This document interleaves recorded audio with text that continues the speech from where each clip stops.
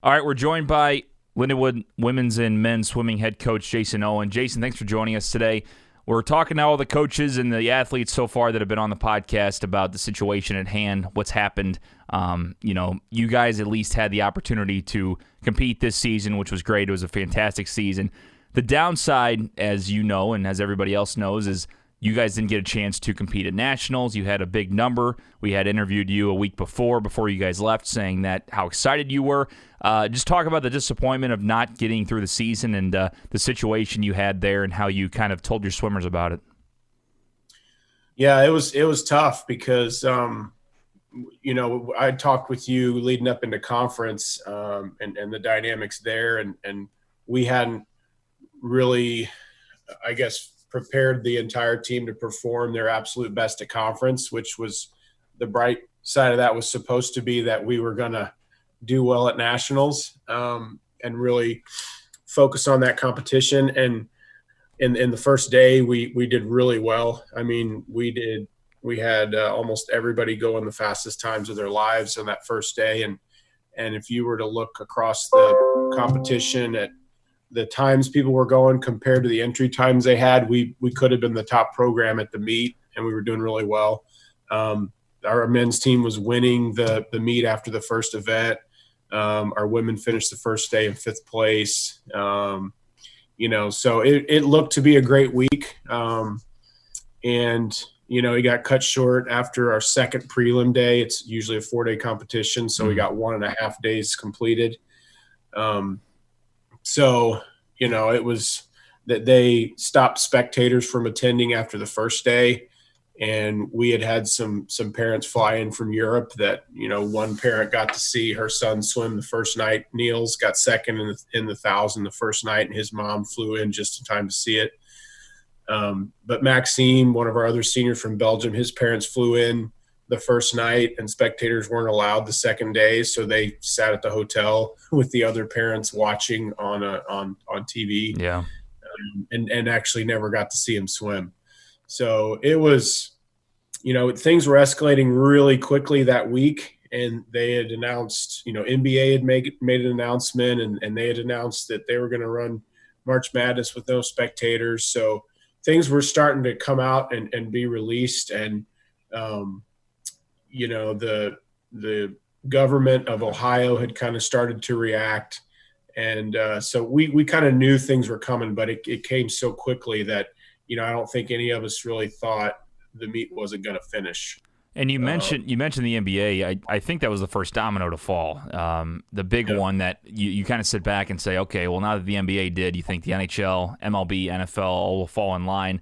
And then NCAA has to be shortly after. So when you guys heard about the NBA shutting down, did you have a feeling it was coming, or were you just kind of like, we won't focus on that, we'll just keep competing? I mean, I told my team after the first night when we had our team meeting, I hadn't heard any indications that our meet was going to get shut down from the meet staff or anything like that. But I did say to our team,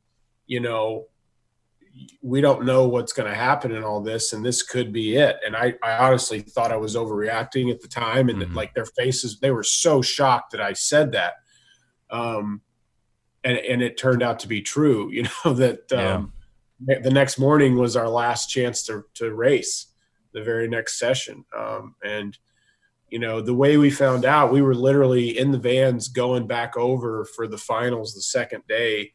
And we got to the pool, and, we got told at the door as we walked in. Wow. So everybody was just dumb. People were just hugging and crying in the parking lot. And, we were spread out over a couple of vans. So we didn't all find out together. Some of the people were still at the hotel when I found out, because we kind of come over in shifts based on when you race. So, we called the other team, the other drivers, the other coaches, and just said, don't come over. So some of us were mourning it at the pool, and some people never got to come back. And, we kind of got some closure. We got to walk around the pool and just look at the empty pool, and people were buying memorabilia, to try to have one last, I guess, remnant of the competition. So Right. the memorabilia stand was packed with people just buying stuff, and NCAA decided to give all the signs away, which they always hoard those signs, and you can get in big trouble. But they just said, forget it and just let people take the signs. I mean, it was something else. Yeah, it's a situation that you've never been through. None of us have, with everything going on. And the other downside too, it's kind of on the back burner for everything else. But it's the fact that you guys had to travel to Ohio. You get all the way there and the expenses and everything, and then you have to come right back without really competing. So that's just kind of a pain in the butt that you had to do that. Yeah, what we ended up doing, we had ordered dinner catered that night to the hotel at 9:00 because that's when we were supposed to finish competing. So, I mean, it's something as simple as just figuring out how to eat, at that point, there were hundreds of people in this town that wasn't really even equipped to handle the competition as it was. Mm-hmm. It was hard enough to get fed out there. So we called our caterer and they were able to move up the meals. So we just, we had a meal together and we had a team meeting and kind of just talked it out. And, all teams were doing the same thing. And there were a couple teams in the hotel and then a couple teams in the hotel next to us. So, I mean, everybody was just having powwows. Tampa was in the lobby trying to book flights and get the heck out of there. And Mm-hmm. I mean, it was a rat race. And so we stayed the night, Thursday night, drove back Friday. And then we had an optional swim at the Recplex, public pool. Mm-hmm. Just anybody that wanted to go swim on Saturday showed up, and we actually had some kids go best times and times that would have finished, top 3 in the nation after sitting in a van all day Friday. Wow. So, because they were just, if we had been allowed to just swim that second night, I mean, I think if the NCAA could go back, that specific championship committee, if they could go back and swim that last session, I think they probably would, but they were just so scared and everything was escalating so quickly that, it was one of those just shut it down moments. Mm-hmm. But I mean, we were all there. We'd all been together 2 hours before. We'd competed that day. I mean, at some point you got to draw that line in the sand somewhere, but it would have been a whole different experience to come in and announce, hey, everybody, this is it, Right.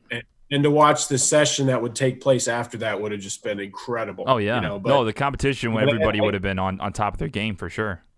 Yeah. I mean, everybody would have been crying and cheering. And I mean, but, you can't go back, and I can't second guess their decision either. They had to make those mature decisions that we're all doing. I mean, we're all making those decisions now. So, and you mentioned the team meeting you had there when you guys found out that it was shut down. You had to head home. What were the things that you were saying? Because with the situation at hand, knowing you're upset, you're frustrated, but it's also something out of everybody's control. So how did the swimmers react to that and the divers react to that when you mentioned, that this is shutting down? We were just trying to drive home a lot of the things we've always said about just living in the moment, and, the real payback you get from all this are the connections and the relationships and the feelings you have, when you work together in a team, and that the results really don't matter at the end of the day. But it was really sad because some of them got to, achieve what they had worked to achieve, and some of them didn't. And, but the main idea was that that's never what it's been about, Mm-hmm. As far as the seniors, it's a different level with them. Not being able to compete, ever again for Lindenwood. I've heard about the eligibility possibilities. I don't know how it works with winter sports, but overall, yeah. So I mean, talking to them, and not getting to have their last competition. We've talked to some of the seniors from women's basketball. We're going to talk to wrestling here soon. You guys obviously impacted by that too. But what was the words to them mainly, and how do they react? I guess they're all mature people, so I mean, as heartbreaking as it was, they were all able to put into words, how they felt about us, and and they were able to, say thank you and share, everybody shared, really, really important things together. It just, and everybody's dealing with it. The whole time that you normally get to process all that, the time that you have, another 2 months for them to just come by the office and spend more time with you. And we videoed all of our banquet. Mm-hmm. So yeah, that's why I have this banner up, because I've been doing videos in my in my kitchen, just to try to replace the banquet we normally have, where we recognize seniors and we give awards, and for them to be able to share some final thoughts. We're kind of editing that and going to get that out to the team soon. But, they normally have so much time to process it all and go to graduation and spend that time together. And some of those kids, when we got off the van, when we got back, that's the last time I saw them, and it might be the last time I ever see them. Right. With no closure. I mean, a lot of them I went around and helped them pack up and move some stuff, and but it all just happened so fast that I even, when I was getting a U-Haul to help one of our coaches move, and I bumped into some wrestlers at the U-Haul dealer that were trying to get a truck to drive to New Jersey, that had just, they'd had to, Jimmy's national meet was canceled and they were on the road. Mm-hmm. And they didn't get to wrestle. there were just people everywhere that were in this position, Yeah, absolutely. You guys had a great season, focusing on the positives throughout the year, finishing fourth in the GLVC. A new conference, a new challenge. We talked about it before, and you guys didn't back down. You swam your hearts out. You did very well, and the entire season was very, very exciting all the way through. So just talk about how your team performed this year and how they just kind of went through adversity even at the end, not knowing that they wouldn't be able to compete at nationals. But talk about the journey getting there, how good the season was. It was the biggest influx of kids we've ever had in the program. I think before this, we had 24 new kids one year, and we had 30 this year. And, when we lost both of our assistant coaches in September, when things were really gearing up, and to have that many new kids kind of just, and with me, Right.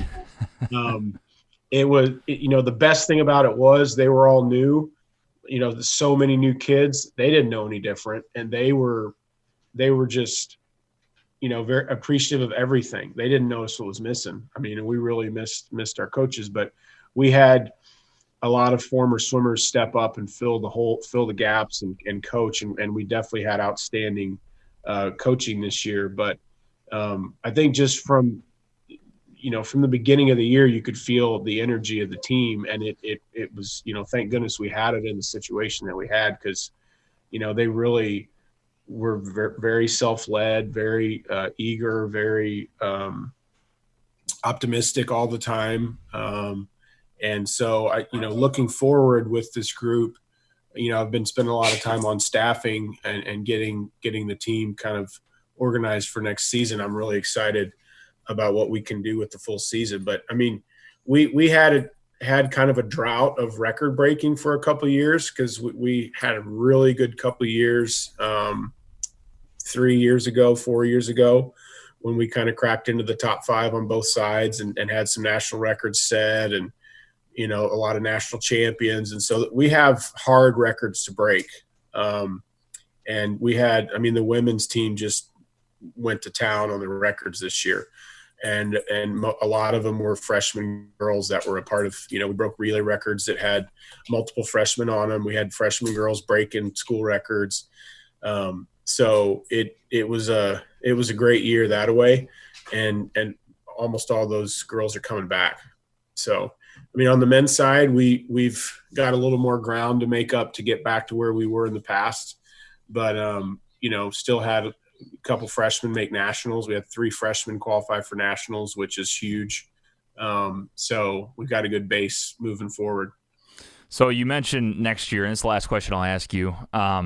As far as moving forward, you kind of mentioned how you're excited about some of the younger swimmers that really perform well this season, getting the chance to take their next step. So what are some goals that you have for some of the younger swimmers? What are some goals you have for upperclassmen next year to take you guys to the next level and hopefully get that chance with, hurting that you didn't get a chance to compete in nationals this year and hopefully compete 2 times better next season?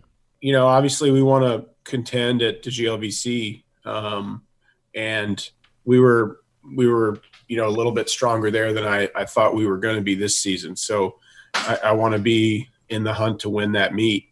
This year, for example, on the women's side, we were 4th at conference, and we were most likely looking to be 5th at nationals. It's so stout, Right. The competition is so stout that's no easy task. And so if we're at that level, we're obviously going to be set up well at nationals as well. So, if you win the GLVC, you almost have to be a top 3 or 4 national team unless you just go and don't perform well, which can happen. That's the hardest thing about our sport is when you're measured in time, it's not if you're playing well, it's not if your chemistry's good, it's measured down to every 100th of a second. So you can't just play well. So right. You got to be your absolute best. So,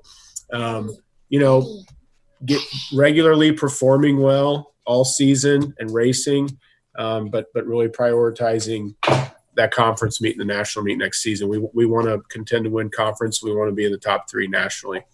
Well, Jason, we appreciate your time. Obviously, very excited about next season, and hopefully everybody can get past this soon. We can get back outside and get back to socializing with everybody we love. You guys take care of yourself and take it easy. We'll see you soon. Thanks. See ya.